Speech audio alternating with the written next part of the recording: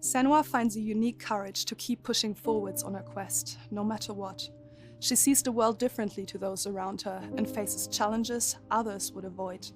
When driven so strongly by one powerful purpose, she will do anything to rid the world of the darkness. This is her life's mission, and she will not stop until she fulfills her quest. My name is Eddie, and I have lived with psychosis for most of my life. To me, psychosis means living in a different reality, a reality that isn't shared with other people. Often living with psychosis is dark and miserable.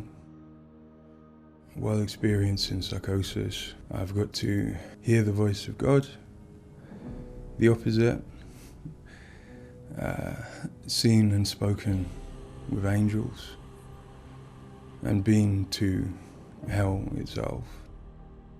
Recovery college and peer support really did turn my life around. I thought I would never get better, and yet here I am.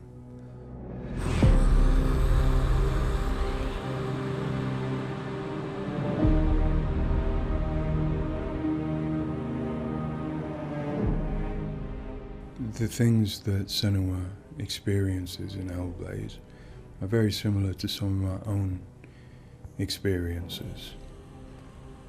She lives in a reality that other people might find hard to understand. She sees significance in symbols, in meeting people, in all sorts of things that are going on around her. Senua is experiencing an altered state of reality which would be very hard to understand without having experienced it yourself or playing Hellblade.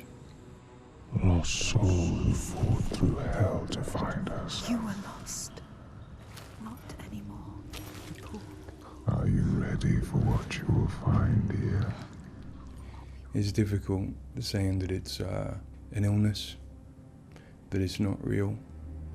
Of course, to me, it is.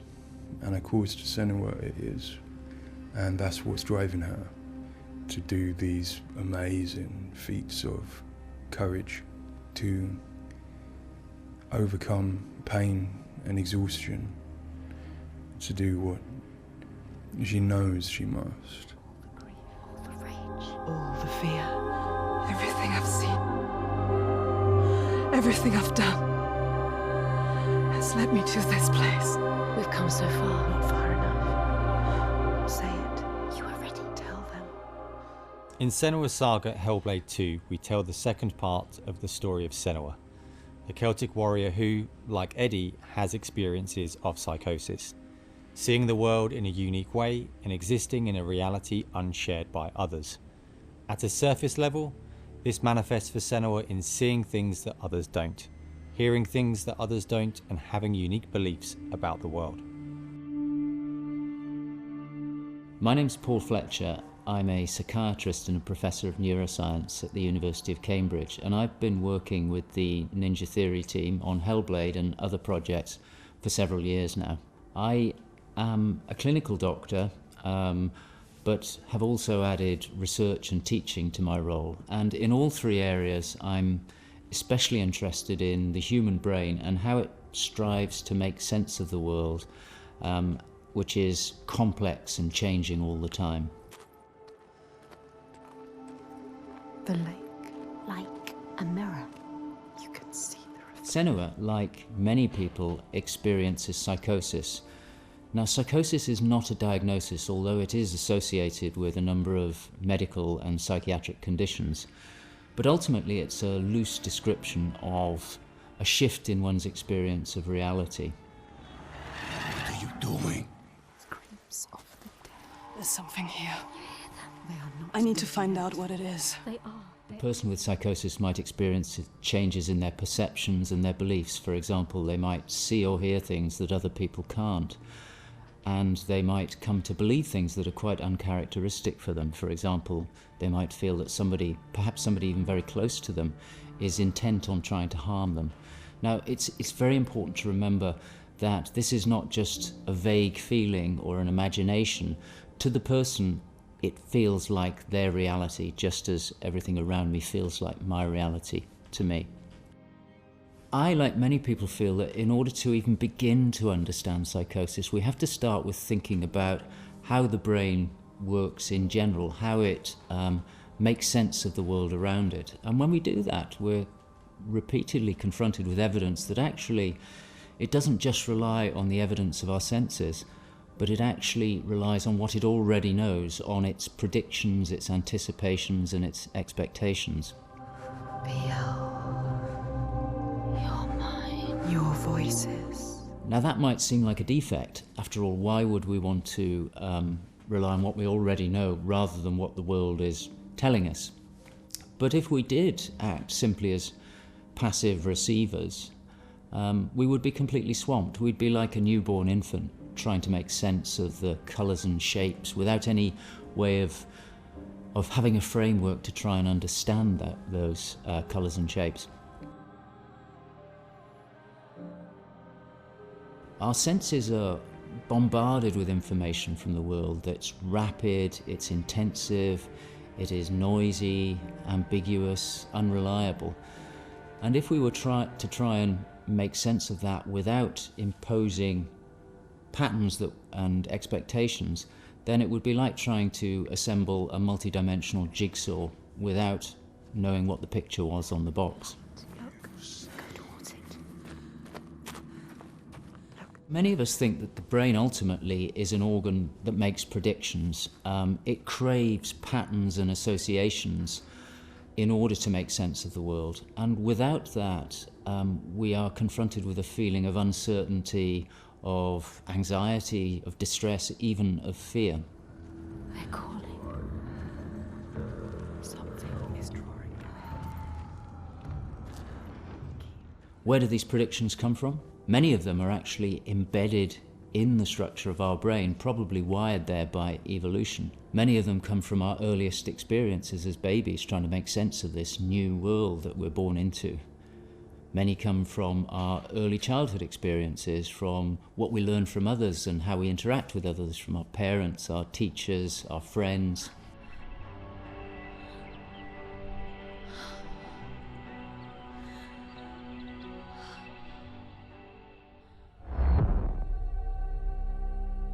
We all have a feeling that we're directly in contact with an objective reality, but it's probably the case that what we experience as our constructed model of the world is a blend of the evidence of our senses, but also what we are predicting or expecting from the world.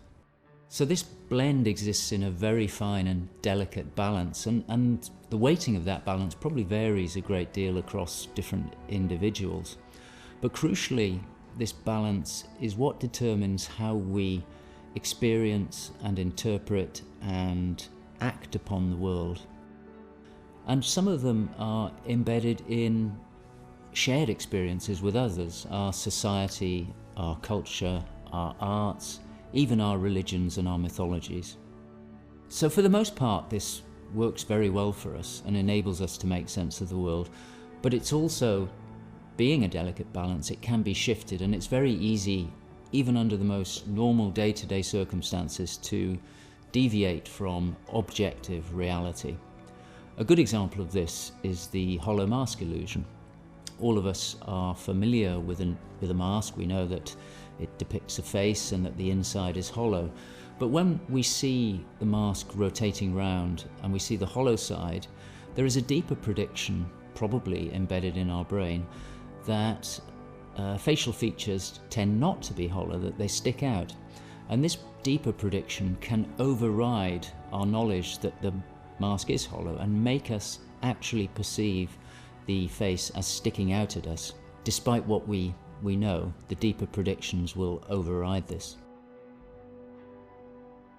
So for me and many in my field, perceptual illusions like this, which are very common, are really interesting because they tell us something fundamentally about how the brain is making sense of reality using its predictions.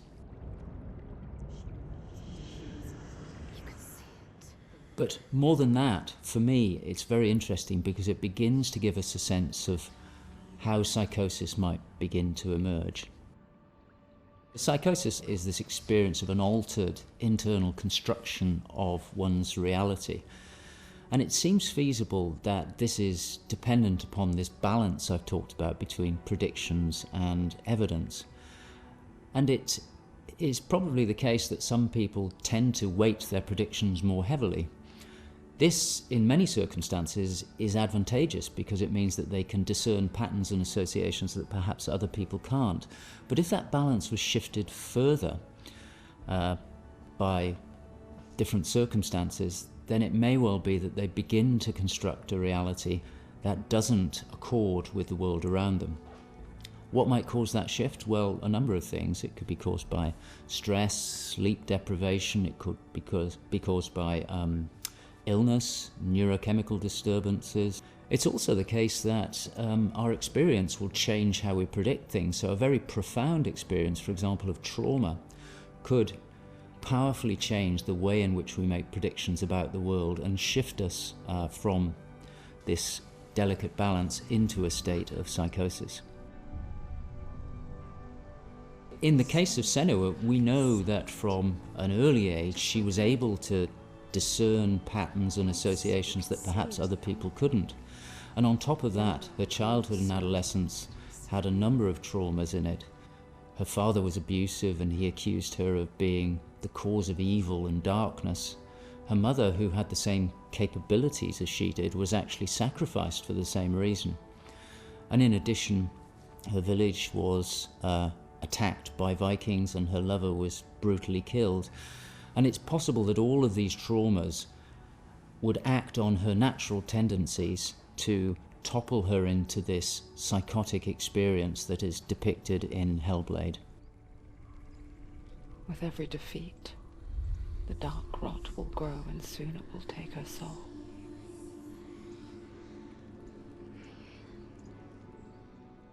In Hellblade Senua's Sacrifice, we find Senua discovering and understanding her experiences. They're relatively new to her, and the pain and torment feels at its most acute. Having travelled to a new place, with a mind full of her trauma and Druth's stories of the Vikings, she embarks on a journey of coming to terms with what has happened in her life. Ultimately, rather than finding the unachievable certainty of rescuing Dillion, she achieves certainty in the realization that Dillion is gone forever. She learns to accept his death, and in turn, her experiences of psychosis. Even in darkness, the wonder and the beauty of this world never leaves us. It is always there, waiting to... In Senua's Saga, we find Senua at a different place on her physical and mental journey. Empowered with the sense that she has overcome her own darkness, she's now compelled to follow a new quest, to save her people from that same darkness. You smell their fear. He's here. Death is coming. Look at the bones. Death is coming for Look at the you. bones. That's going to be you. That's going to be everyone. In Sacrifice, Senua's psychosis is acute and all-consuming. She is preoccupied and absorbed by her experiences. To some extent, she is enveloped and enslaved by the darkness. She cannot ignore her voices and visions. She's totally committed to the quest within her altered reality.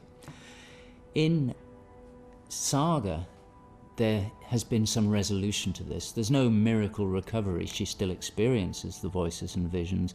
She still has a changed reality. But the balance of power has shifted. She is the one who is able to be in control. She's able to resist and challenge the voices. She's able to make decisions that much more clearly reflect her own goals. They see through your lies, and I will show them how to see as I do.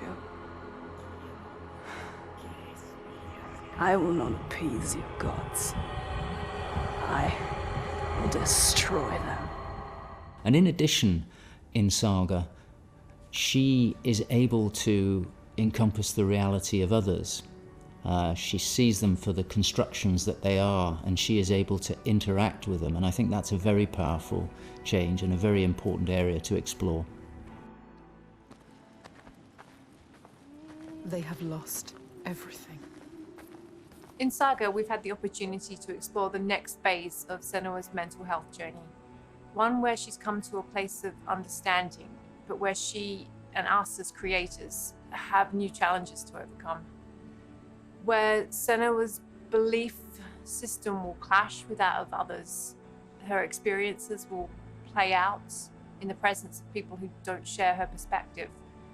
And where she feels a new sense of power in being chosen for the quest, but also a new weakness, bowing underneath the weight of responsibility that sits on her shoulders.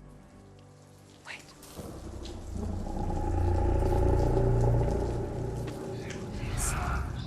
In Saga, we have once again utilized binaural audio to bring Senua's voices to life. Her furies still travel with her, but their tone has changed this time. She continues to be haunted by her father, and she starts to feel the audible presence of Icelandic myth infecting her mind. That scream. That voice. Something dark, Senua. You need to go up there. Don't let them see you coming. You need to find out. Don't let the monsters find you. You can do this, Senua. To hear the world as Senua does, we spend time with people with lived experiences of psychosis, and also with Paul Fletcher. This made a strong basis of what it is to hear voices, what they say, how they sound, how they change or react to external stimulus, and this paired with all we learned from the first game, Hellblade: Senua's Sacrifice, led us to create Senua's own sonic version of reality. To me, it's a privilege to sit in a room to play our game, and as we progress, hear their comments, thoughts and suggestions. Each one provides a different perspective, and I find especially inspiring and humbling to hear from Eddie his own experiences.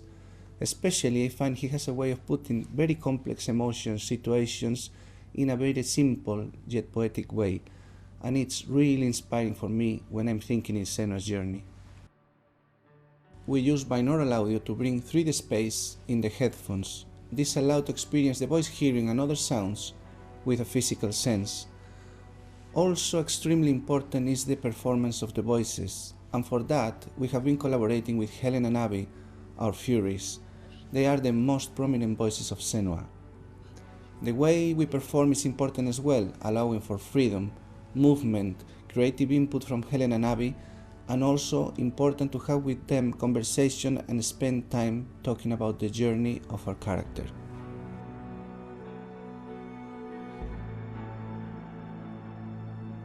There is a lot of time gone into experimentation, so every sound in the game is connected in some way with the emotion that Senua is experiencing as she travels through Iceland, from the sounds of the nature to some of the musical moments.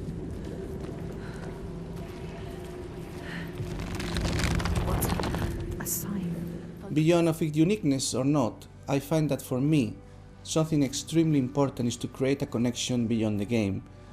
So in understanding Senua's own reality and going on a journey with her, I hope our players will understand better how people experience reality different, and in doing so, I feel, we break those walls that keep us distant and lonely.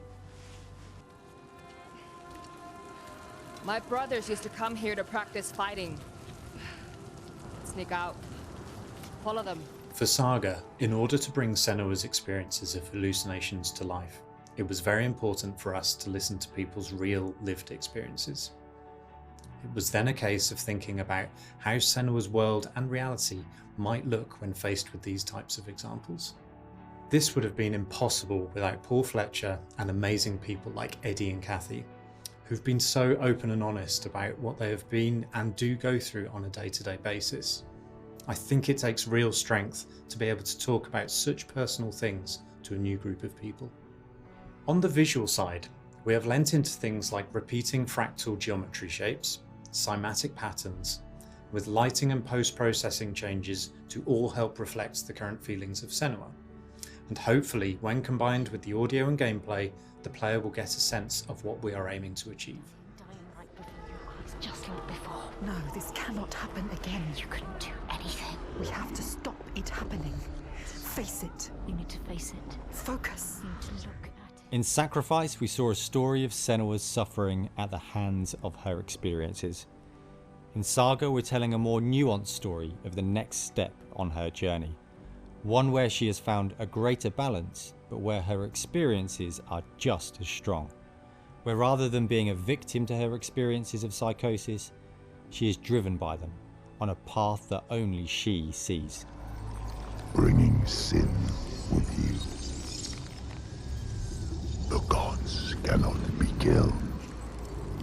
One thing that I find very exciting in Saga is that there's an attempt to explore something that is really neglected in my field, which is the experience of a dual reality that some people have.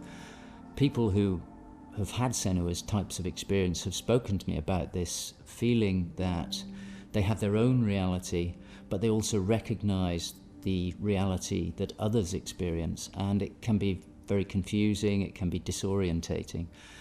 And it's exciting to me that the game contains an explicit attempt to portray this experience of dual realities, and I think it'll be very interesting to see how people respond to that.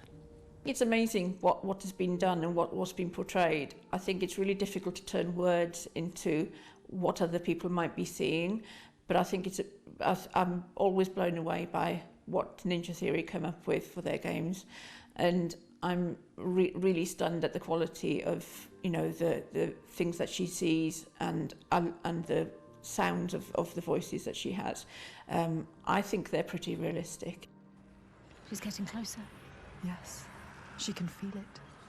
I hope that the game will help people who maybe don't understand psychosis or don't know very much about it to start with. I think by experiencing some of what they will do in the game, I think it brings to life a little bit of what it's like to have psychosis, and I think hopefully people will learn from it. Now I'm working as a peer support worker, and what that means is that in my case, in the job that I have in my role, it means that I go to see my people, to see my peers. We talk about how things have been.